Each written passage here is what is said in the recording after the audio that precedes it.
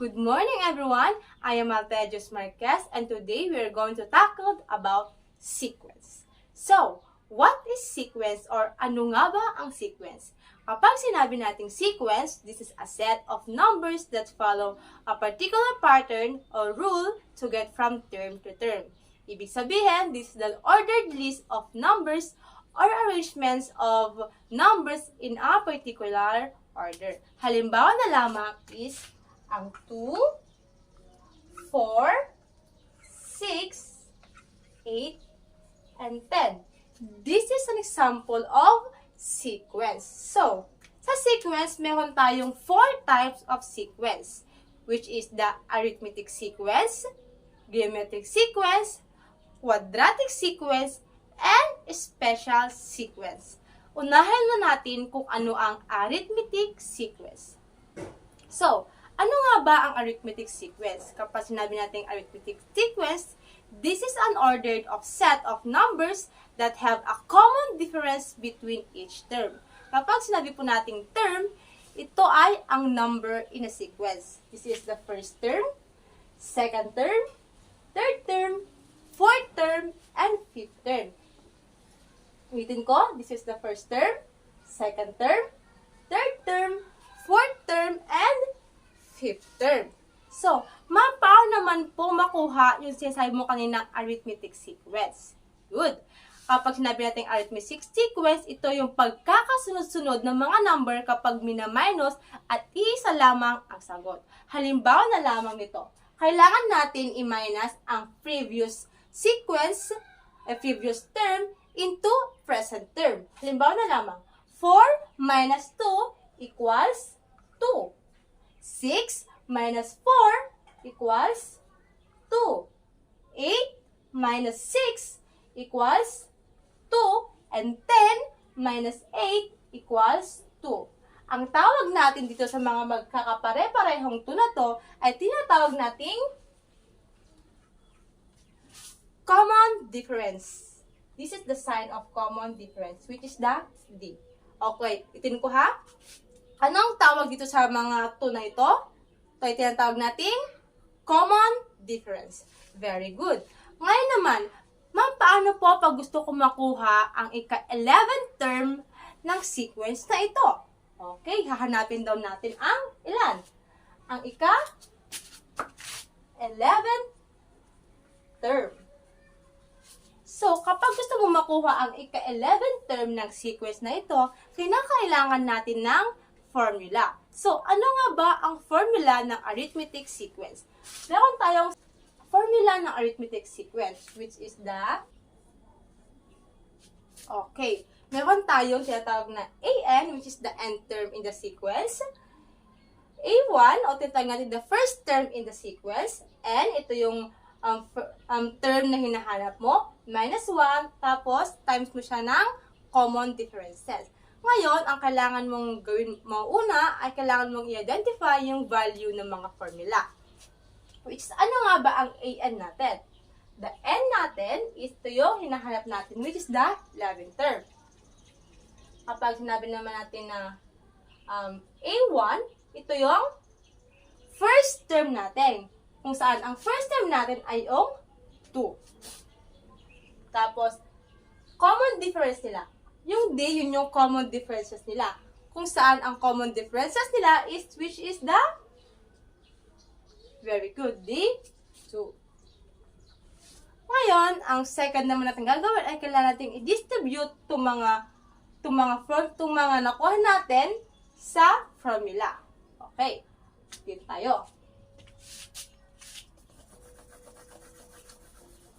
Kailangan natin is i-distribute. D. Ano ulit ang ating nth term sequence? Which is the 11. Very good. A11. Ano ang ating first term? Ang first term natin is yung 2. Itong 2 na to. Very good. 2 plus n daw. Ano yung n natin? Which is the 11. Very good. And then, minus natin siya ng 1, tapos, ang last is the common differences. Ano nga ba yung ating common differences? Which is the 2. Very good. Ngayon, ang unahin natin is kailangan natin i-minus yung close and open parentheses, which is the 11 minus 1. So, 11 minus 1 equals, very good, 10.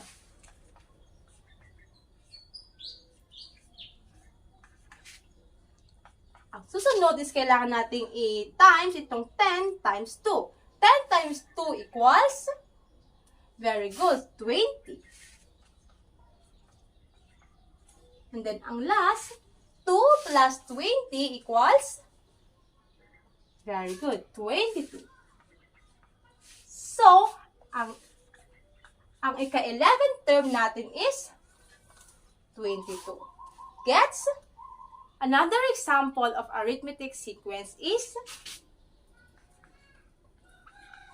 3, 7, 11, 15, and 19. So, meron tayong first term, second term, third term, fourth term, at fifth term. Ngayon, ano ang kanilang common differences? Ang kailangan natin gawin ay i-minus yung previous term sa present term. 7 minus 3 equals, very good, 4. 11 minus 7 equals 4. 15 minus 11 equals 4. 19 minus 15 equals 4. So, ang common differences nila is very good, 4. Common differences of the sequence are 4. Ngayon, ma'am, paano po pag gusto namin kunin yung ika-10th term? Oh my gosh, 10th term. Kailangan mo or gusto mo makuha yung ika-10th term ng sequence. 10th term. So, kagaya na ginawa natin kanina, kailangan natin ng formula. Ang formula natin is yung AN equals to A1 N minus 1 equals D. Go. Ang susunod natin gawin ay kukunin natin yung mga value ng formula, which is ang N natin, or yung kinukuha natin is the 10th term. Tapos, ang first term natin is 3. Very good. Tapos, ang common differences natin is 4. Nice. Very good. Ngayon, ang sunod natin gagawin ay kailangan nating i-solve yung problem, which is ang end term natin is 10. Equals, first term daw. First term is the 3. Tapos, ang end term natin is 10 minus 1 times the common differences, which is the 4. Very good. Ngayon, kunin natin itong close and open parentheses, which is the 10 minus 1. 10 minus 1 equals, very good, 10 minus 1 equals 9. Kapag nakuha na natin to, ang ating susunod is the 9 times 4. 9 times 4 equals 36. Very good. And then, 3 plus 36 equals, very good, which is 39. So, ang ika-10th term nito, sequence nito is 39. Gets or gets? Very good. Nung tapos na natin ang arithmetic sequence, dumako naman tayo sa geometric sequence. Ngayon, ano nga ba ang geometric sequence? Kapag sinabi natin geometric sequence, is an ordered set of numbers that progress by multiplying or dividing each term by a common ratio. Halimbawa na lamang is ang 1, 2, 4, 8, and 16. Kailangan natin gawin is i-multiply muna. Okay. Anong kailangan nating i-multiply para makuha yung 2? Ang kailangan natin gawin para makuha yung 2 is i-multiply natin siya ng times 2. 1 times 2 equals 2. 2 times 2 equals 4. 4 times 2 equals 8. And 8 times 2 equals 16. Nakuha ba natin? Magkakapare-pareho ba sila? Mahusay. Ito ang tinatawag natin na geometric sequence. Ma'am, sabi mo kanina, multiplying and dividing. Syempre may divide. Opo, meron po tayong tinatawag natin na dividing. So, try natin ang dividing. Meron tayo ditong 20, and 10. Ngayon, 80, 40, 20, 10. Ngayon, kailangan nating i-divide para makuha yung common differences nila. Ano ang ating gagawin? Ang kailangan natin ay mag-isip tayo ng pwedeng i-divide sa 80 para makuha yung 40. Ano nga ba? Isip. 80 divided by 2 equals 40. 40 divided by 2 equals 20, and 20 divided by 10, 20 divided by 2 equals 10. Nakuha ba natin? Magkakapare-pareho ba sila ng common differences? Opo, sila ay magkakapare-pareho ng common differences, kaya siya ay geometric sequence. Magbigay kayo ng mga numbers. Okay. 2. Ano pa? 6, 18, tatlo pa, 54, last one na lang, and 162. So, ang uting gagawin ay tignan natin kung ano yung common differences nila. So, ano ang kailangan nating gawin? Kailangan ba siyang i-multiply or i-divide? Ay, kailangan natin i-multiply para makuha yung common differences nila. Okay. Ano kailangan natin i-times para makuha yung 6? 2 times blank equals 6. Okay. 2 times 3 equals 6. 6 times 3 equals 18. 18 times 3 equals 54. 54 times 3 equals 162. Ma'am, gusto ko makuha yung 8 term. Opo. Paano naman kaya kapag gusto mo makuha yung 8 term ng geometric sequence? Katulad ng arithmetic kanina, kailangan din po natin ng formula. So, ano po yung formula, ma'am? Yes. Ang formula po natin ay magkaiba sa arithmetic sequence, which is the AN. Ano pa? AN equals A1, tapos N, R, tapos N, and 1. So, kanina, yung sa kanila, may minus lang. Ngayon, meron ng minus sa taas. Ito. Okay. Ang kailangan natin gawin is identify natin yung value ng formula. Unahin natin is yung AN or the n term of the sequence. Kung ito yung hinahanap natin in the sequence, which is the 8. N is the 8.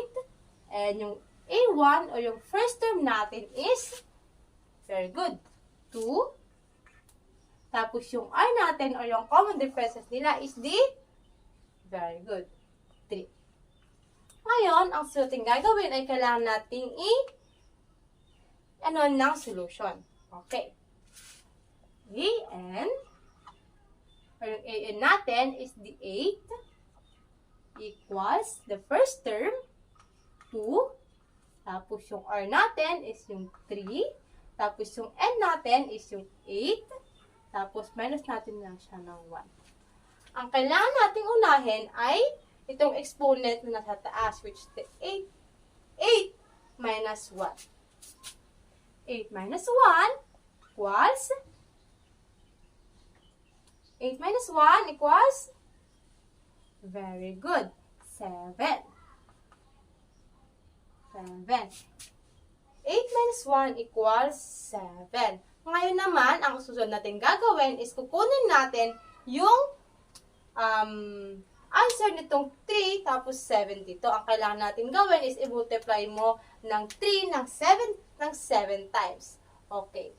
3 times 3 times 3 times 3 times 3 times 3 times 3. Ang magiging sagot ay 2187. Very good.